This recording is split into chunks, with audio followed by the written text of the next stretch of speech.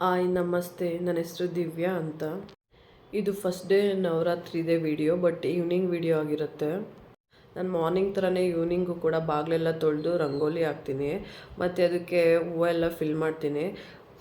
ಮಧ್ಯದಲ್ಲಿ ಇವತ್ತು white colour ಆಗಿರೋದ್ರಿಂದ ವೈಟ್ ಹೂವು ಹಾಕಿದ್ದೀನಿ, ಆ ಕಡೆ ಬೇರೆ ಕಲರ್ಸ್ದೆಲ್ಲ ಹೂವು ಹಾಕಿದ್ದೀನಿ. ನೋಡಿ, ಇದು ನನಗೆ ಬಾಗಿಲಿಗೆ ಚೆನ್ನಾಗಿ ರಂಗೋಲಿ ಹಾಕಿದ್ರೇ ಅದು ಫೆಸ್ಟಿವಲ್ಲು ಮತ್ತು ಅಥವಾ ಹಬ್ಬ ಅಂತ ಅನಿಸೋದು.